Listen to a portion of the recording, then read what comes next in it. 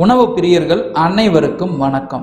இன்னைக்கு நம்ம ஒரு டேஸ்டியான முருங்கைக்காய் பொரியல், ஏன் முருங்கைக்காய் மசாலா பொரியல் கூட சொல்லலாம். அப்படி ஒரு டேஸ்டியான பொரியலை தான் நம்ம இன்றைக்கி பண்ண போகிறோம்.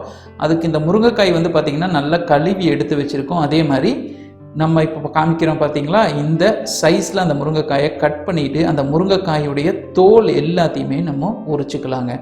நீங்கள் சைஸ் இதுதான் வேணும் அப்படிங்கிறது இல்லை, இந்த மாதிரி சின்ன சைஸில் இருந்தது அப்படின்னா உங்களுக்கு பொரியல் வந்து ரொம்பவே டேஸ்ட் அதிகமாக கொடுக்கும்.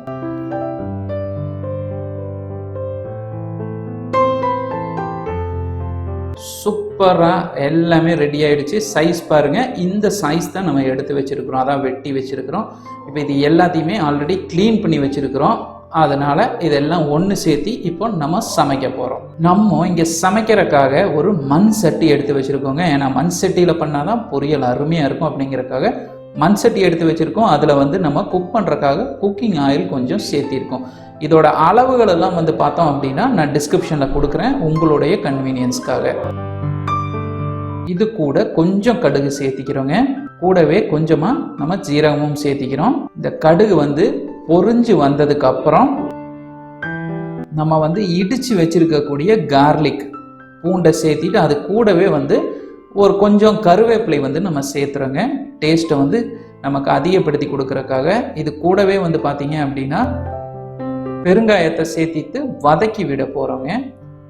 இது வந்து பார்த்தீங்க அப்படின்னா கொஞ்சமாக நமக்கு வதங்கட்டும். இது கூடவே வந்து அழகாக நம்ம உரிச்சு வச்சிருக்கக்கூடிய சின்ன வெங்காயம் இருக்கு இல்லைங்களா, அதை வந்து ஒரே ஒரு கப் வந்து நம்ம இது கூட சேர்த்திட்டோம்.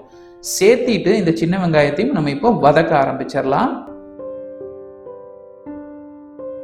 வதக்கவே உங்களுக்கு வந்து பார்த்தீங்க அப்படின்னா அப்படியே அந்த நிறம் வந்து மாறும். ரொம்பவா கோல்டன் ப்ரௌன் ஆக்கணும் அப்படிங்கிற அவசியம் கிடையாது. ஓரளவுக்கு உங்களுக்கு வந்து இந்த கண்ணாடி மாதிரி நிறம் வருது இல்லைங்களா, அந்த நிறம் வந்தாலே போதுமானது.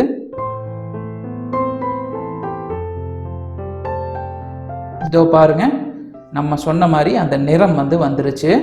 இது கூட அழகாக கட் பண்ணி வச்சிருக்கக்கூடிய தக்காளி ஒன்று நான் சேர்த்திருக்கேன். உங்களுக்கு தேவைப்பட்டால் 1.5 தக்காளி கூட நீங்கள் தாராளமாக சேர்த்திக்கலாம். சேர்த்தி திரும்பவும் இந்த தக்காளியை வந்து கொஞ்சமாக வதக்குவோம். அதாவது இந்த தக்காளி வந்து ரொம்ப வதக்கணும்னு அவசியம் கிடையாது. இது வந்து ஓரளவுக்கு சாஃப்டாக இருந்தால் போதும். அந்த அளவுக்கு வதக்கினாலே நமக்கு போதுமானது. இப்போ பாருங்க, நல்லா வதங்கிருச்சு. அதாவது நம்ம என்ன மாதிரி டெக்ஸ்சர் வேணும் அப்படின்னு நினைச்சோமோ அந்த அளவுக்கு வதங்கிருச்சு. இது கூட கொஞ்சமா மஞ்சள் தூள் சேர்த்திருக்கோம். இதோட அளவுகள் எல்லாத்தையுமே நான் டிஸ்கிரிப்ஷன்ல போடுறேன், நீங்க பார்த்து தெரிஞ்சுக்கோங்க. கொஞ்சமா மிளகாய் தூள் நம்ம இது கூட சேர்த்திருக்கோம். இப்போ அது கூட கொஞ்சம் மல்லித்தூளும் நம்ம சேர்த்திக்குவோம். சேர்த்திட்டு மேலும் இதை கொஞ்ச நேரம், அதாவது இதோட பச்சை வாசம் போகணும் இல்லைங்களா, அந்த அளவுக்கு நம்ம வதக்கிடுவோம். இப்போ நம்ம எடுத்து வச்சிருக்கக்கூடிய, அதாவது கட் பண்ணி வச்சிருக்கக்கூடிய இந்த முருங்கைக்காயை இது கூட சேர்த்திடுவோம். சேர்த்தி திரும்பவும் இந்த முருங்கைக்காயை வந்து வதக்குவோம். ஏன்னா இந்த முருங்கைக்காய் வந்து கொஞ்சம் வேகணும் இல்லைங்களா, அதனால வதக்கி விட்டுட்டு அப்புறமா நம்ம தண்ணி சேர்த்திக்குவோம். இப்போ வந்து கொஞ்சமா வதக்குவோம். இது கூட தேவையான அளவுக்கு கல்லுப்பு சேர்த்திக்கலாங்க. அதாவது உங்களுக்கு எவ்வளவு தேவையோ, நமக்கு எது டேஸ்ட் கூட கொடுக்கும் அப்படின்னு நம்ம நினைக்கிறோமோ அந்த மாதிரி உப்பு சேர்த்திக்கலாம். சேர்த்தி திரும்பவும் அந்த உப்பு வந்து எல்லா இடத்துலையும் பட்டு மிக்ஸ் ஆகிற அளவுக்கு திரும்பவும் கொஞ்சமாக கலக்கி விட்டுடலாம்.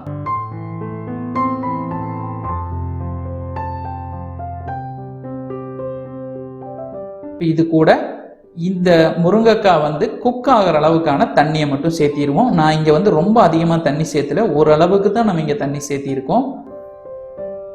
தண்ணி சேர்த்தி மேலும் இதை கொஞ்சமாக கலக்கி விட்டுடலாம். கலக்கி எல்லாம் ரெடி ஆனதுக்கு அப்புறம் நம்ம என்ன பண்ண போகிறோம் அப்படின்னா இதை வந்து ஒரு மூடி போட்டு அழகாக குக் பண்ண போகிறோம். குறைஞ்சது நம்ம மண் சட்டியில் வைக்கிறங்காட்டி வந்து பார்த்தீங்க அப்படின்னா ஒரு 10லிருந்து ஒரு 12-13 நிமிஷமாக அது பிடிக்கும். இது வந்து வேகிறது. இது வந்து நீங்கள் குக் பண்ணி எடுத்ததுக்கப்புறம் வந்து பார்த்தீங்க அப்படின்னா இந்த அளவுக்கு இருக்கும். இது வந்து ஓரளவுக்கு, இப்போது ஓரளவுக்கு இல்லை, நல்லாவே குக் ஆகிடுச்சு. இப்போ பாருங்கள், திரும்பவும் நம்ம இதை கொஞ்சமாக கலக்கி விட்டுக்கலாம். இதோடைய கன்சிஸ்டன்சி உங்களுக்கு எவ்வளவு வேணும் அப்படிங்கிறத நீங்கள் முடிவு பண்ணிக்கோங்க. இது வந்து கொஞ்சம் கிரேவியாக வேணுமா, இல்லை உங்களுக்கு ரொம்ப கொஞ்சம் செமி சாலிடாக வேணுமா அப்படிங்கிறத நீங்கள் முடிவு பண்ணிவிட்டு அதுக்கு தகுந்த மாதிரி நீங்கள் திரும்பவும் கொஞ்சம் கலக்கி விட்டு வதக்குங்க. கொஞ்சமாக கொத்தமல்லி தலையை தூவி நம்ம இந்த ரெசிபியோட டேஸ்ட்டை கூட்டிடலாம். உங்களுக்கு இந்த ரெசிபி பிடிச்சிருந்ததுன்னா கண்டிப்பாக லைக் பண்ணி நம்மளுடைய சேனலை சப்ஸ்கிரைப் பண்ணிக்க மறந்துடாதீங்க ஃப்ரெண்ட்ஸ்.